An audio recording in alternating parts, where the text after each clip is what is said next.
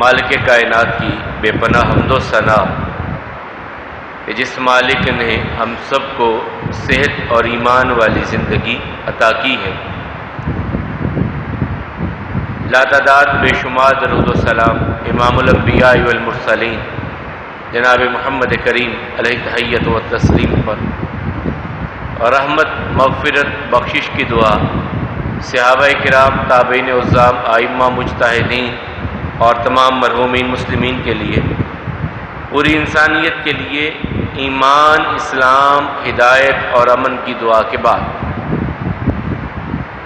رمضان المبارک اپنی رحمتیں برکتیں بکھیرتے ہوئے اختتام کی طرف گیا، اور شوال کا مہینہ ہم پہ سایہ کیے ہوئے ہے، گزر رہا ہے۔ اللہ تعالیٰ اس ہلال کو، اس مہینے کو ہمارے لیے امن، ایمان اور سلامتی والا بنائے۔ کریم آقا علیہ السلام چاند دیکھتے تو دعا پڑھتے، اللہم احلہ علینا بالامن والایمان والسلامتی والاسلام ربی وربک اللہ۔ اللہم احلہ علینا، یا اللہ اس ہلال کو، اس چاند کو ہمارے لیے نکالنا، امن والا، ایمان والا اور سلامتی والا بنانا۔ پھر چاند کو مخاطب ہو کر کے کہتے ربی وربک اللہ، ہمارا رب بھی اللہ ہے، تیرا رب بھی اللہ ہے۔ پھر شوال کا مہینہ عرب میں منحوس سمجھا جاتا تھا، بچوں کی شادیاں نہیں کرتے تھے، بیٹیوں کی شادیاں نہیں کرتے تھے، بیٹوں کی شادیاں نہیں کرتے تھے کہ اس میں اگر بچوں کی شادیاں کریں گے تو نحوست آ جائے گی، استغفر اللہ۔ حالانکہ دنوں کے بارے میں یہ عقیدہ، مہینوں کے بارے میں یہ عقیدہ رکھنا ہی غلط ہے۔ صحیح بخاری کی روایت ہے، رسول اللہ صلی اللہ علیہ وسلم فرماتے ہیں، اللہ تعالیٰ کہتے ہیں یوزینی ابن آدم یصب الدہر وانا الدہر اقلب اللیل والنہار۔ آدم کا بیٹا بڑی تکلیف دہ بات کہتا ہے جب یہ کہتا ہے کہ زمانہ بڑا برا آ گیا ہے، زمانے کا بنانے والا تو میں ہوں، میں ہی رات اور دن کو پھیرتا ہوں، یہ زمانے کو برا نہیں کہتے، استغفر اللہ، مجھے برا کہتے ہیں۔ مالک اس جملے سے، اس فکرے سے ہم سب کی حفاظت فرمائے۔ تو شوال کے مہینے کے بارے میں جو نحوست سمجھی جاتی تھی، اللہ تعالیٰ نے اس کو اس طرح ختم کیا کہ اس کے پہلے دن کو ہی عید الفطر کا دن قرار دے دیا، یعنی مسلمانوں کی عیدوں میں سے ایک عید کا پہلا دن ہی شوال کا مہینہ بنا دیا کہ یکم شوال کو تم عید مناؤ گے، کافروں کو پیغام دو گے کہ یہ مہینہ نحوست والا نہیں ہے۔ اور دوسرا کام اس میں رسول اللہ صلی اللہ علیہ وسلم کا اللہ تعالیٰ نے معاملہ کیا نکاح کا۔ سیدہ عائشہ رضی اللہ تعالیٰ عنہ کے ساتھ نکاح مکہ المکرمہ میں شوال کے مہینے میں ہوا، اور رخصتی 2 سال کے بعد مدینہ میں شوال کے مہینے میں ہوئی۔ اسی شوال میں پھر ایک بڑا معرکہ ہے، اگلے جمعے اس پہ انشاءاللہ ہم بات کریں گے، احد کا معرکہ جو 3 ہجری میں پیش آیا، جس میں 70 کے قریب پھر مسلمان مومنین شہید ہوئے، رسول اللہ صلی اللہ علیہ وسلم زخمی ہوئے۔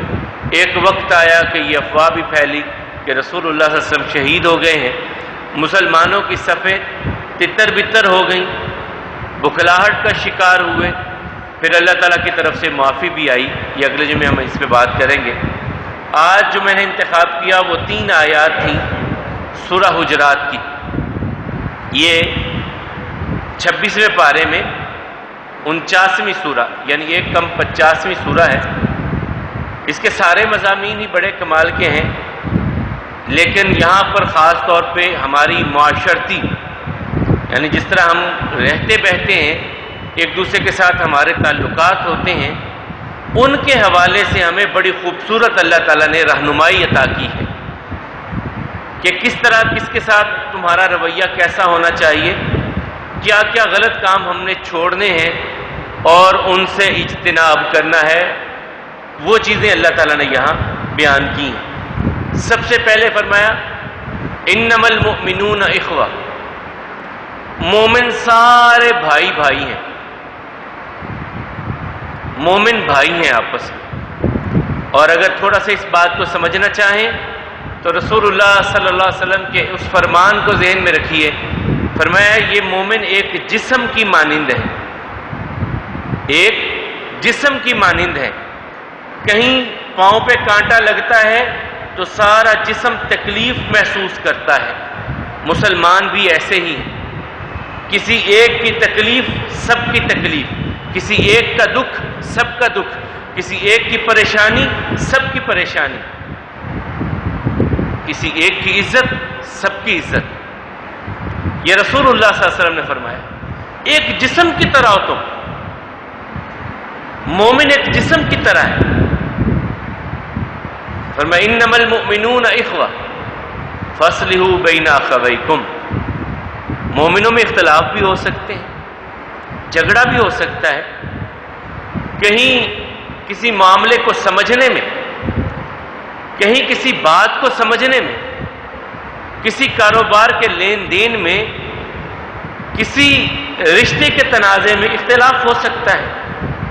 تو اللہ تعالیٰ کہتے ہیں فَأَصْلِحُوا بَيْنَ أَخَوَيْكُمْ.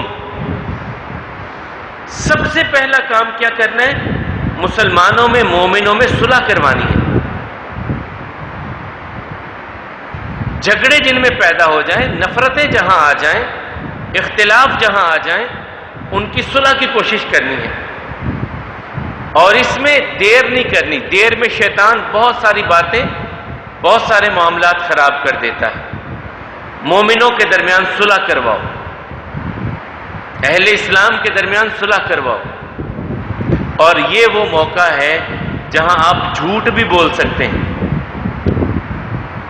اختلافات کو ختم کروانے کے لیے، خاندانوں کو قریب کرنے کے لیے، دوستوں کو قریب کرنے کے لیے، رشتہ داروں کو ملانے کے لیے اگر آپ کو جھوٹ بھی بولنا پڑے تو آپ بول جائیے. کہہ دیجئے یار وہ تو تیرے بارے میں بڑی اچھی باتیں کرتا ہے، تو خامخواہ فلاں بھائی سے ناراض ہے، وہ تو تیرے بارے میں بڑے اچھے تاثرات رکھتا ہے. پھر دوسرے کے پاس جا کر بھی آپ اسے کہہ سکتے ہیں کہ تیرا بھائی تو تیرے بارے میں بڑی اچھی باتیں کرتا ہے، تو ایسے ہی ناراض ہے اس سے. صلح کروانے کا، ملا دینا، یہ رسول اللہ صلی اللہ علیہ وسلم کی وہ خوبیاں ہیں نا جن کے بارے میں سیدہ خدیجہ رضی اللہ تعالی نے کہا تھا انک لتصل الرحم. آپ تو رشتہ داروں کو ملانے والے ہیں. اللہ آپ کو کیسے ضائع کر سکتا ہے؟ اللہ آپ کو کبھی ضائع نہیں کرے گا کہ آپ تو رشتہ داروں کو ملاتے ہیں.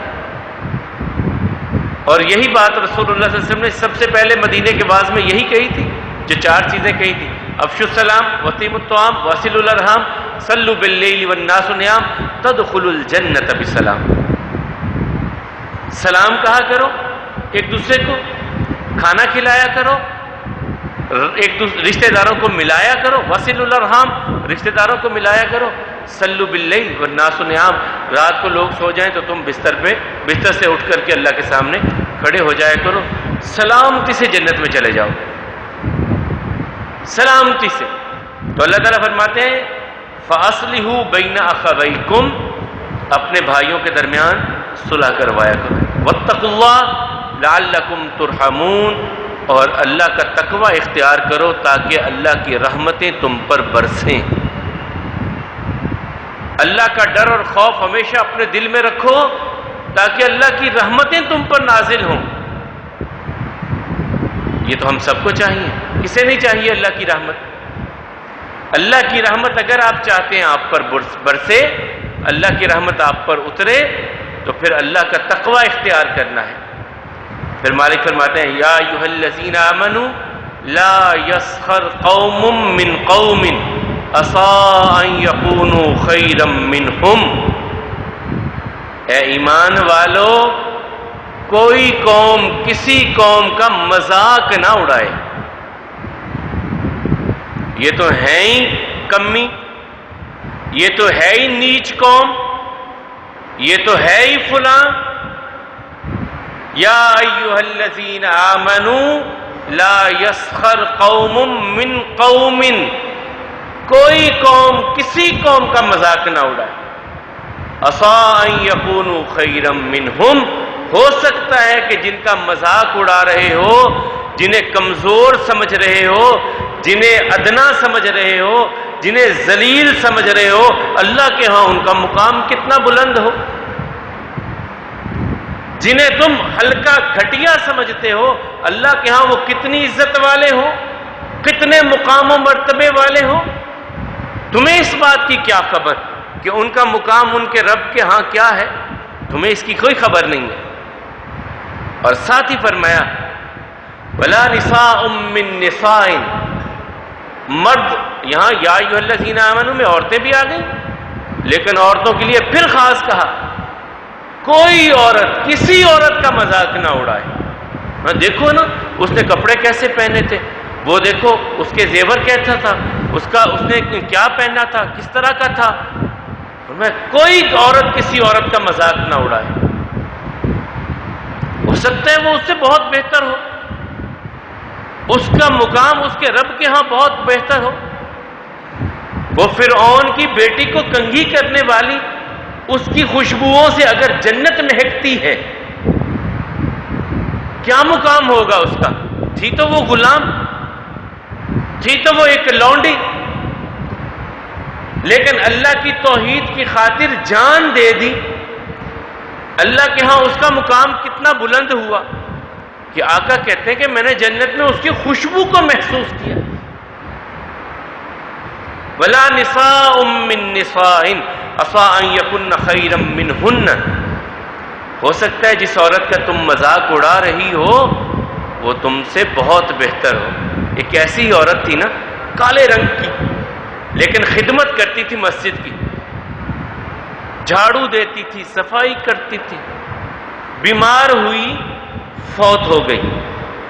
صحابہ کرام نے رسول اللہ صلی اللہ علیہ وسلم کی نیند کو خراب کرنا مناسب نہیں سمجھا کہ رسول اللہ صلی اللہ علیہ وسلم چلے گئے ہیں، سو گئے ہیں، آرام کر رہے ہیں، اب جگانا مناسب نہیں ہے، اس کے کفن دفن کا انتظام کرو اور اس کا جنازہ پڑھ کے دفنا دو۔ تدفین کر دی۔ رسول اللہ صلی اللہ علیہ وسلم نے دیکھا وہ عورت نظر نہیں آ رہی، پوچھا وہ حبشیہ عورت کدھر گئی؟ وہ نظر نہیں آ رہی خاتون جو صفائی کرتی تھی مسجد کی۔ یا رسول اللہ صلی اللہ علیہ وسلم، یہاں یہ عقیدہ بھی حل ہو جاتا ہے کہ اگر قبر میں سوالات کے موقع پہ رسول اللہ صلی اللہ علیہ وسلم ہر قبر میں آتے ہیں تو اس عورت کی قبر میں بھی تو گئے ہوں گے۔ تو رسول اللہ صلی اللہ علیہ وسلم تو صحابہ کرام سے پوچھ رہے ہیں کہاں گئی وہ عورت بھائی؟ صحیح بخاری کی روایت ہے، کہا وہ فوت ہو گئی۔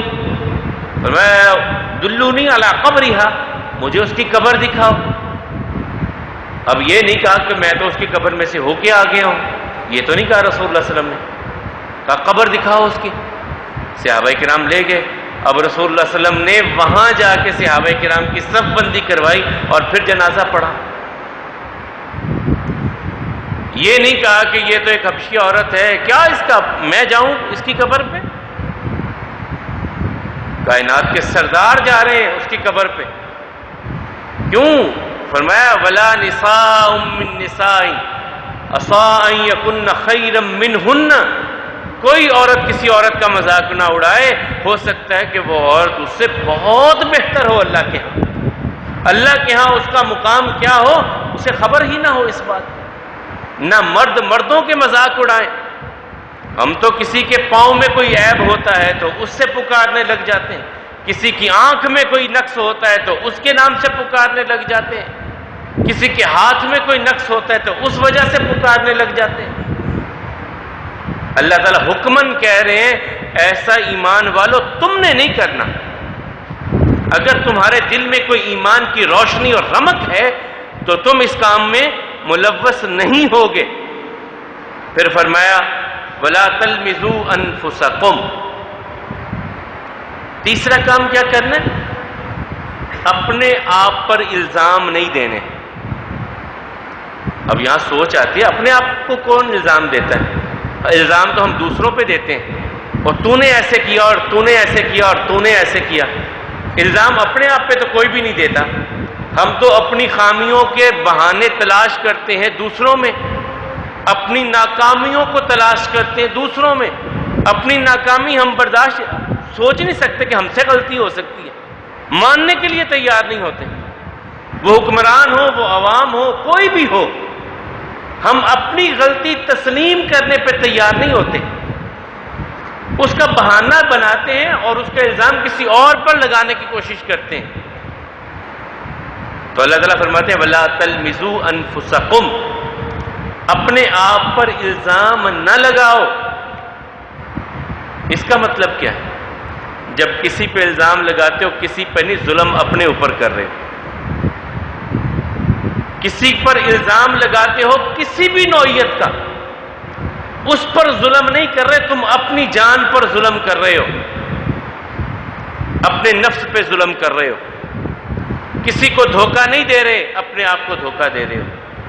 ابھی اس کا احساس نہیں ہو رہا تمہیں، احساس تو اس وقت ہوگا جب ترازو لگ جائے گی اور اعمال تلیں گے۔ جب تمہارے میرے اعمال تلیں گے، اس وقت پتہ چلے گا کہ ہم دوسروں پہ جو الزام لگاتے تھے اس کا خمیازہ تو ہمیں آج بھگتنا پڑ رہا ہے۔ لائیے یہاں پر اس حدیث مبارکہ کو اپنے ذہن میں جو رسول اللہ صلی اللہ علیہ وسلم نے کہا تھا صحابہ کرام سے۔ جانتے ہو مفلس کون ہے؟ صحابہ کرام نے کہا تھا من لا درہم ولا دینار لہو، جس کے پاس سونا چاندی نہیں ہے وہ غریب ہے۔ تو کریم آقا علیہ السلام نے کیا فرمایا تھا؟ فرمایا نہیں، غریب میری امت کا وہ ہے، اعمال ہوں گے لیکن اعمال کے ساتھ انسانوں کے ساتھ رویے غلط ہوں گے۔ نمازیں ہیں، صدقہ ہے، خیرات ہے، سب کچھ ہے، کسی کو گالی دے رہا ہے، کسی پہ الزام لگا رہا ہے، کسی کا مذاق اڑا رہا ہے، کسی کو حقارت سے دیکھ رہا ہے، کسی کے بارے میں کچھ اور کمنٹس پاس کر رہا ہے، جملے کس رہا ہے۔ فرمایا قیامت کے دن اللہ تعالیٰ کے سامنے بڑی نیکیاں، بڑی نیکیاں، لوگ آ جائیں گے، رب ضربنی ھذا، یا اللہ اس نے مجھے مارا تھا، رب شتمنی ھذا، یا رب سبنی ھذا، یا اللہ اس نے مجھے گالی دی تھی، مجھے سب و شتم کیا تھا، مجھ پہ یہ الزام تھا۔ اللہ تعالیٰ نیکیاں تقسیم کر دیں گے انہیں، اور یہ باوجود نیکیاں کرنے کے خالی ہاتھ ہو جائے گا، باوجود نیکیاں کرنے کے خالی ہاتھ ہوگا، کچھ اس کے پلے نہیں ہوگا۔ یہ ہے وَلَا تَلْمِزُوا أَنفُسَكُمْ، اپنی جانوں پہ ظلم نہ کرو، اپنی جانوں پہ الزام نہ لگاؤ۔ یا اگر تھوڑا سا اس کو اور طرح سمجھنے لگے، جو میں نے ابتدا میں کہا، رسول اللہ صلی اللہ علیہ وسلم نے فرمایا مسلمان ایک جسم کی طرح ہے، اگر کسی بھی حصے میں تکلیف ہوتی ہے پورا جسم تکلیف محسوس کرتا ہے۔ مسلمان ایک جسم کی طرح ہے، عزت ایک جیسی، حرمت ایک جیسی۔ اسی لیے آقا نے فرمایا جب آخری خطبہ دیا حجۃ الوداع کا، یہ دن کون سا ہے؟ کہا یا رسول اللہ صلی اللہ علیہ وسلم یہ عرفہ کا دن ہے۔ یہ مہینہ کون سا ہے؟ ذی الحج کا مہینہ۔ یہ جگہ کون سی؟ کہا یہ بلد حرام ہے۔ فرمایا یہ جگہ بھی حرمت والی، یہ مہینہ بھی حرمت والا، یہ دن بھی حرمت والا، اور میں تم کو کہتا ہوں کہ جس طرح یہ دن حرمت والا، یہ مہینہ حرمت والا، یہ جگہ حرمت والی ہے، تمہاری عزتیں بھی ایک دوسرے کے لیے اسی طرح محترم ہیں، تمہارا مال بھی ایک دوسرے کے لیے محترم ہے، تمہاری جانیں بھی ایک دوسرے کے لیے اسی طرح محترم ہے۔ جس طرح بلد امین مکہ محترم ہے، اسی طرح تمہاری جانیں ایک دوسرے کے لیے محترم ہے، تمہاری عزتیں ایک دوسرے کے لیے محترم ہے۔ پھر فرمایا اللہ تعالیٰ نے یہاں پہ وَلَا تَنَابَزُوا بِالْأَلْقَابِ، الٹے الٹے نام نہ رکھا کرو ایک دوسرے کے، لوگوں کے الٹے نام، ناپسندیدہ نام۔ وَلَا تَنَابَزُوا بِالْأَلْقَابِ بِئْسَ الْاسْمُ الْفُسُوقُ بَعْدَ الْإِيمَانِ، اور سب سے برا ایمان کے بعد کسی کا نام رکھنا یہ فاسق ہے۔ کسی کے بارے میں یہ کہہ رہے ہیں یہ فاسق ہے، اللہ تعالیٰ کہہ رہے ہیں سب سے بری چیز ہے کسی مومن کو فاسق کہنا، کسی مسلمان کو فاسق کہنا، لوگوں کے الٹے الٹے نام رکھنا۔ وَلَا تَنَابَزُوا بِالْأَلْقَابِ بِئْسَ الْاسْمُ الْفُسُوقُ بَعْدَ الْإِيمَانِ، سب سے برا نام کسی کو فاسق کہنا ہے۔ اللہ تعالیٰ ایمان والوں سے کہتے ہیں خبردار تم نے یہ کام نہیں کرنے، تم نے یہ کام نہیں کرنے۔ پھر فرمایا وَمَن لَّمْ يَتُبْ فَأُولَٰئِكَ هُمُ الظَّالِمُونَ، جو توبہ نہیں کرے گا یہ ظالم انسان ہے،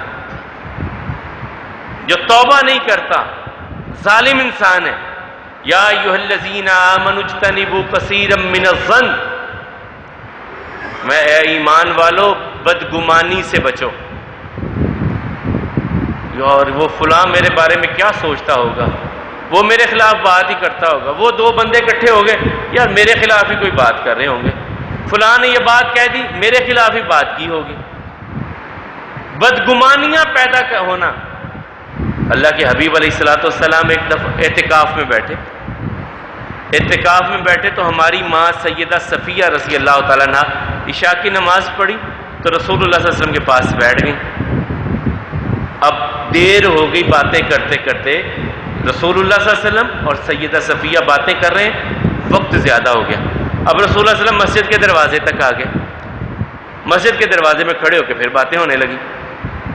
وہاں سے صحابہ کرام کچھ گزرے، السلام علیکم ورحمۃ اللہ یا رسول اللہ، اللہ کے رسول صلی اللہ علیہ وسلم سلام، تو رسول اللہ صلی اللہ علیہ وسلم نے وعلیکم السلام کہا، وہ آگے چلے گئے۔ پھر انہوں نے بلایا بات سنو بھائی ادھر آؤ واپس آؤ، وہ واپس آ گئے۔ جی یا رسول اللہ صلی اللہ علیہ وسلم، فرمایا یہ میرے ساتھ میری بیوی کھڑی ہے، یہ میرے ساتھ میری بیوی کھڑی ہے۔ یا رسول اللہ صلی اللہ علیہ وسلم ہم نے آپ کے بارے میں برا خیال کرنا تھا۔ فرمایا نہیں، شیطان بندے کے جسم میں اس طرح سرایت کرتا ہے، اس طرح دوڑتا ہے جیسے خون انسان کے جسم میں دوڑتا ہے، وہ بدگمانیاں پیدا کرتا ہے شیطان۔ وہ کل تمہارے ذہنوں میں ڈال دیتا کہ پتہ نہیں نبی صلی اللہ علیہ وسلم رات کے وقت کس عورت کے ساتھ کھڑے تھے، کلیئر کر دیا فوراً رسول اللہ صلی اللہ علیہ وسلم نے۔ تو یہاں بھی فرمایا یا ایھا الذین آمنوا اجتنبوا کثیرا من الظن ان بعض الظن اثم، بدگمانیوں سے بچو۔ ایسے ہی نہ سوچتے رہا، کھچڑی پکاتے رہتے ہیں دلوں میں ذہنوں میں کہ اس نے یہ کیا ہوگا، اس نے ایسے کہا ہوگا، اس نے ایسے کہا ہوگا۔ اسی لیے اللہ تعالیٰ رسول اللہ صلی اللہ علیہ وسلم فرماتے ہیں بدگمانی گناہ کی طرف لے کے جاتی ہے اور گناہ جہنم کی طرف لے کے جاتا ہے۔ بدگمانی جب آ جاتی ہے تو کیا ہوتا ہے، بندہ ایسے ہی نفرت پالتا ہے اس بندے کے بارے میں، کسی مسلمان کے بارے میں، مومن کے بارے میں دل میں نفرت کا آ جانا، پھر انسان نفرت میں آگے بڑھتا ہے تو پلان کرنے لگ جاتا ہے میں بھی اس کے خلاف کچھ سوچوں، میں بھی اس کے خلاف ایسا معاملہ کروں۔ وہ انسان کو برائی سے برائی، برائی سے برائی، اور پھر وہ برائی جہنم کے گڑھے میں لے جاتی ہے۔ تو کبھی کسی کے بارے میں بدگمان نہ ہو۔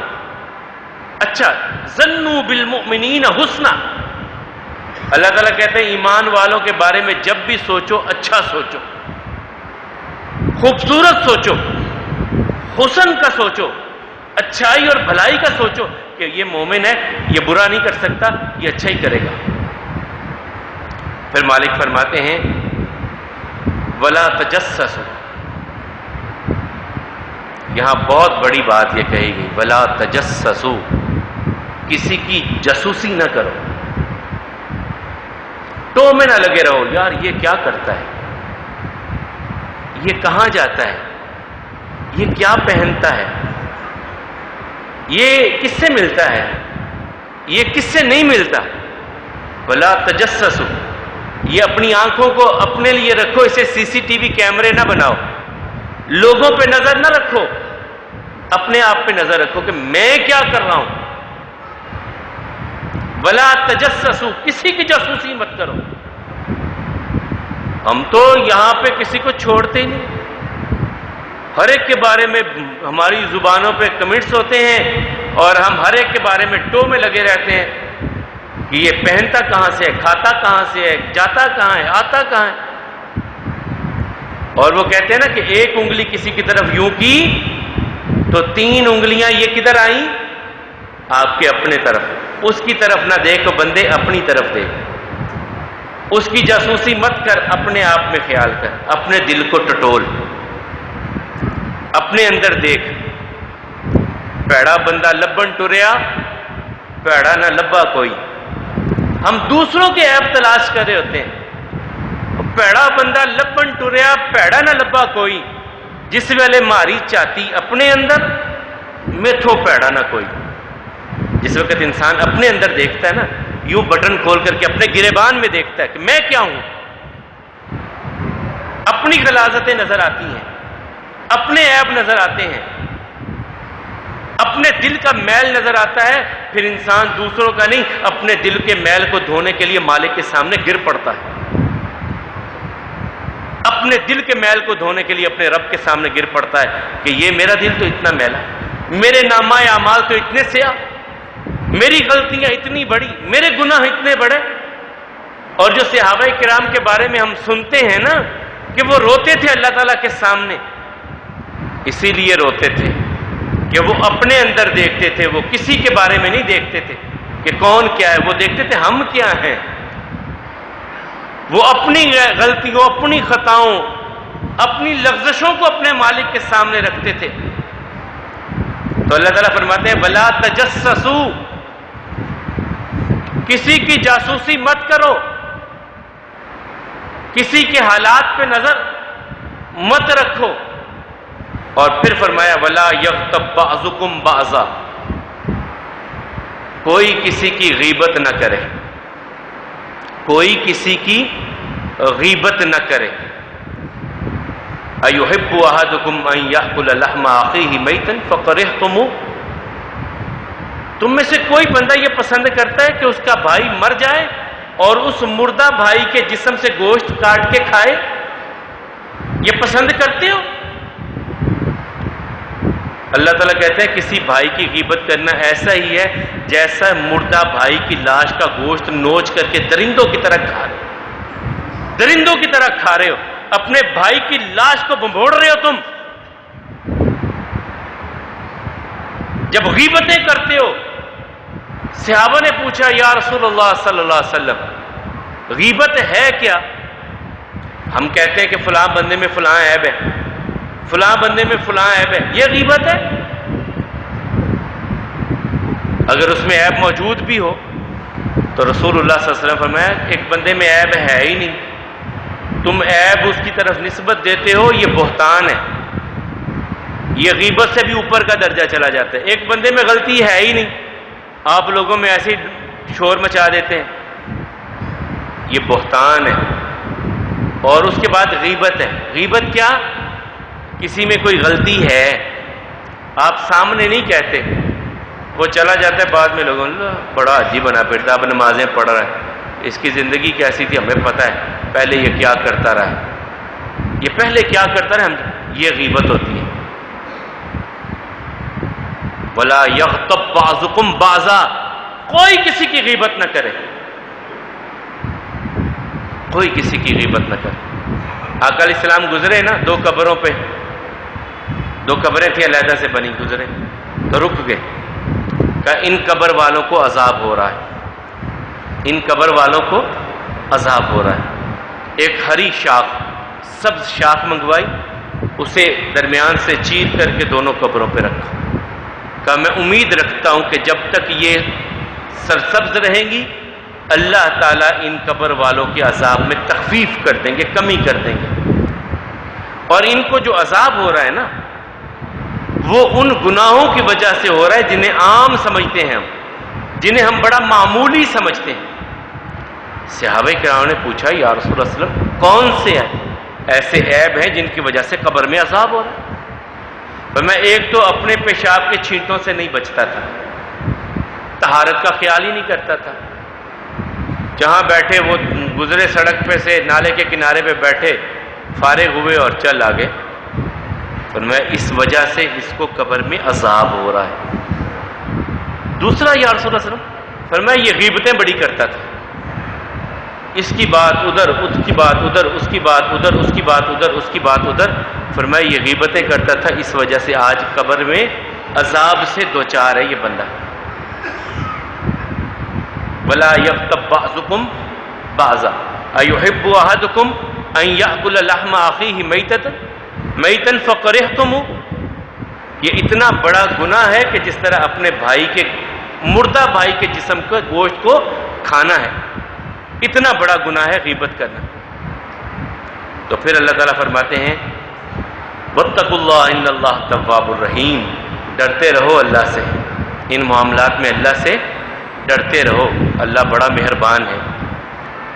وقت بہت تھوڑا ہے، میں ان دوبارہ سارے معاملات کو دہراؤں گا، پوری توجہ سے سننے کی کوشش کیجیے۔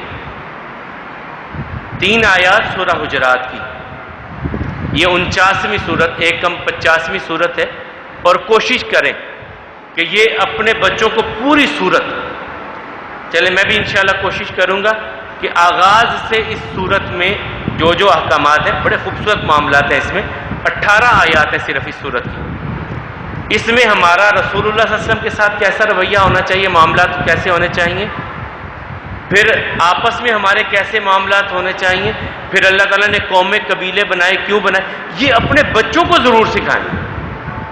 صرف 18 آیات ہیں، یہ اپنے بچوں کو ضرور سکھائیں۔ ان 18 میں سے 3 آیات میں نے آپ کے سامنے آج پڑھی ہیں، ان میں اللہ تعالیٰ فرماتے ہیں انما المؤمنون اخوہ، یقیناً مومن آپس میں بھائی ہیں، فاصلحوا بین اخویکم، اپنے بھائیوں کے درمیان صلح کروایا کرو۔ جب بھی اختلاف ہو جائیں، یہ فطری عمل ہے، اختلاف ہو جاتے ہیں، تو جب اختلاف ہو جائیں تو اپنے بھائیوں کے درمیان صلح کروا دیا کرو۔ واتقوا اللہ لعلکم ترحمون، اور اللہ سے ڈرتے رہو تاکہ اللہ تم پر اپنی رحمتیں نازل کرے، یعنی اگر تم یہ چاہتے ہو کہ اللہ کی رحمتیں اتریں تو پھر آپس میں صلح کروایا کرو۔ حدیث مبارکہ بھی ہے، رسول اللہ صلی اللہ علیہ وسلم فرمایا کہ رحم کو اللہ تعالیٰ نے اپنے عرش کے ساتھ معلق رکھا ہے، جو لوگوں کو رشتہ داروں کو ملاتے ہیں وہ اللہ کی رحمت سے جڑ جاتے ہیں، مل جاتے ہیں، جو رشتہ داروں میں اختلاف پیدا کرتے ہیں وہ اللہ کی رحمت سے دور ہو جاتے ہیں۔ فاصلحوا بین اخویکم واتقوا اللہ لعلکم ترحمون، اللہ سے ڈرتے رہو کہ اللہ تم پر اپنی رحمتیں کرے۔ یا ایھا الذین آمنوا لا یسخر قوم من قوم عسى ان یکونوا خیرا منہم، اے ایمان والو کوئی قوم کسی قوم کا مذاق نہ اڑائے۔ اجتماعی طور پر کسی قوم کو برتری اور کسی کو کمتری نہیں ہے، کوئی کسی کو من حیث القوم مذاق نہ بنائے۔ ولا نساء من نساء عسى ان یکن خیرا منہن، اور کوئی عورت کسی عورت کا مذاق نہ اڑائے، ہو سکتا ہے کہ وہ قوم، وہ عورت اللہ کے ہاں بڑے مقام والی، بڑے مرتبے والی ہو۔ ولا تلمزوا انفسکم، اللہ تعالیٰ کہتے ہیں کہ الزام اپنے آپ پر کوئی نہ لگاؤ، ایک دوسرے پہ الزام نہ لگایا کرو، عزت پگڑیاں نہ اچھالا کرو۔ ولا تنابزوا بالالقاب، کسی کے الٹ نام نہ رکھا کرو، برے برے نام نہ رکھا کرو، چڑھانے کے لیے، کسی کا مذاق اڑانے کے لیے، صرف چند لمحوں کی ہنسی کے لیے لوگوں کے الٹے نام رکھ دینا۔ اللہ تعالیٰ کہتے ہیں اگر تمہارے دل میں ایمان کی رمق ہے تو تم کسی کا نام غلط نہیں رکھو گے، اور سب سے برا نام ایمان کے بعد ہے کسی کو فاسق کہنا۔ اللہ تعالیٰ کہتے ہیں یہ کام بھی تم نے نہیں کرنا۔ جو توبہ نہیں کرے گا وہ ظالم ہے۔ پھر فرمایا یا ایھا الذین آمنوا اجتنبوا کثیرا من الظن، ایمان والو بدگمانیوں سے بچا کرو، یوں ہی نہیں اپنے دل میں لوگوں کے بارے میں کھچڑی پکاتے رہا کرو، یہ اس نے ایسے کیا ہوگا، اس نے ایسے کیا ہوگا۔ ان بعض الظن اسم، یہ بدگمانیاں گناہ ہیں، بدگمانیوں سے بچو۔ ولا تجسسوا، جاسوسیاں نہ کیا کرو، لوگوں کے حالات کی ٹو میں نہ لگے رہا کرو۔ ولا یغتب بعضکم بعضا، غیبتیں نہ کیا کرو، یہ ایسے ہی ہے جیسے تم اپنے مردہ بھائی کے گوشت کو کھا رہے ہو۔ پھر فرمایا ایحب احدکم واتقوا اللہ ان اللہ تواب الرحیم، اللہ سے ڈرتے رہو کہ وہ توبہ قبول کرنے والا مہربان ہے۔ 6 چیزیں تھیں، 7ویں تو پہلی صلح تھی کہ آپس میں صلح کروانے کی کوشش کیا کرو، کہیں اختلاف ہو جائے تو وہاں پہ تیل نہیں چھڑکنا کہ آگ بڑھ کے یار ان کی ہو، ذرا تماشا دیکھیں، تماشا نہیں دیکھنا۔ جو مومن ہے وہ تماشا نہیں دیکھتا، وہ لوگوں میں صلح کرواتا ہے۔ دوسرا کیا تھا؟ کسی قوم کا مذاق نہیں اڑانا، عورتیں بھی مرد بھی کسی قوم کا مذاق نہیں اڑائیں گے۔ تیسرا کیا تھا؟ بدگمانی نہیں کسی کے بارے میں پیدا کرنی۔ چوتھا کیا تھا؟ کسی پر الزام، عزتیں نہیں اچھالنی، پگڑیاں نہیں اچھالنی۔ پانچواں کیا تھا؟ کہ کسی کا برا نام نہیں رکھنا، برے نام برے لقب کسی کے نہیں رکھنے۔ اللہ مجھے بھی آپ کو بھی توفیق عطا فرمائے کہ ہم ان سب عیبوں سے اپنے آپ کو اپنی اولادوں کو بچانے والے بن جائیں۔ اللہ کم الحاکمین حق کی راہوں پہ چلنے والا ہم سب کو بنا دے، جنت کی راہوں پہ چلنے والا بنا دے، اور مالک ہم سب کے ایمان کی حفاظت فرمائیں، ہمارے اعمال کی حفاظت فرمائیں، اور مالک و مولا جو بھی ہمارے ٹوٹے پھوٹے جس طرح کے بھی اعمال ہیں اپنی بارگاہ میں قبول فرمائیے، صحت والی ایمان والی زندگی ہم سب کو عطا فرمائیے۔ ہمارے بہت سارے بہن بھائیوں کی دعاؤں کی اپیلیں، مالک سب بیماروں کو مکمل صحت عطا فرمائے۔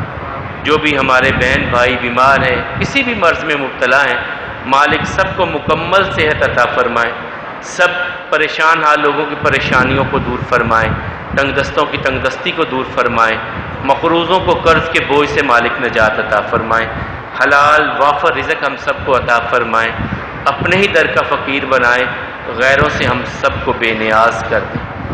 مالک و مولا ہماری اولادوں کو ہماری آنکھوں کی ٹھنڈک بنائیں، جن کی اولاد نہیں ہے انہیں نیک صالح اولاد عطا فرمائیں، اور جو ہمارے والدین دوست احباب دنیا کو چھوڑ کے رحیم و کریم رب کی بارگاہ میں جا چکے، اللہ تعالیٰ ان کی اگلی منزلیں آسان کر دے، اور ہم جو یہاں زندہ ہیں ہم سب کو جب تک زندہ رکھے اسلام اور ایمان پہ زندہ رکھے، اور جب ہمیں دنیا سے لے جانے کا فیصلہ کرے تو ایمان کی حالت میں ہمیں اپنی بارگاہ میں بلائے، ہم سب کی گردنوں کو مالک جہنم کی آگ سے آزاد کر دیں۔